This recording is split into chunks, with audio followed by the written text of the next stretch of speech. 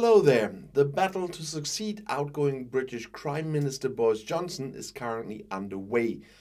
Terms such as regicide and stab in the back legend are brought into play as allegations. But not only the resignations of several ministers were responsible for Johnson's fall. Of course, to be absolutely clear, the main culprit in Boris Johnson's case is Boris Johnson. But there are still some interesting sideshows. Many conservative newspapers remained loyal to British Prime Minister Boris Johnson, but the Murdoch papers let him fall. Like Trump, he had the same in the USA. Froster playing dice with fat lies, that's what Rupert Murdoch exclaimed when he encountered this kind of Boris Johnson again. Well, he was not exactly uninvolved in the rise of the unkempt, well-to-do boy to Britain's Prime Minister. In fact, Murdoch's media had also favourably promoted Johnson's stints as Mayor of London and interim Foreign Secretary. But at some point, it had to be over. Especially when his Baron of Lies cheated in front of Parliament and also the people to such an extent that his own party put him on the hit list. Holding on to Johnson now would diminish Murdoch's influence in British politics. After all, he had been the number one media mogul since the 1960s, with direct access to number 10 Downing Street, albeit mostly through the back door. While other conservative newspapers remained loyal to Johnson almost to the end, Murdoch dropped him a little sooner with his Times and the tabloid Sun. They weren't even angry at the Times. After all, Johnson was always on the road as a journalist for the competition from the Daily Telegraph.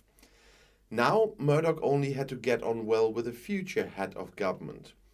So on Tuesday evening, he was happy to give up his news channel Talk TV for the duel between the two candidates Liz Truss and Rishi Sunak. Because moderator Kate McCann also collapsed during the live broadcast, the broadcaster, which was extremely weak in terms of audience popularity, was even on everyone's lips. Talk TV was supposed to be a kind of British Fox News. At 91, Murdoch is not a pensioner, but wants to continue making money in addition to politics. But the audience has so far given Talk TV the cold shoulder. You might have seen my video on that one. Rush-packing populism television doesn't work automatically, and that's good news for all the rest of us. If Johnson wants to cry about Murdoch's lack of love, he can simply call his role model Donald Trump. He knows the same feelings since last week too. Oh, they are starting a grief group now? And do all the counselors offer anti-depression training for ex-presidents? That's what someone asked. It would be better, after all, Murdoch simply dropped Trump when it came to the 2024 presidential election. Trump has shown himself unworthy to be the head of this country again, Murdoch wrote in the New York Post. And his business paper, the Wall Street Journal, even botched Trump's rallying cry, "Make America Great Again."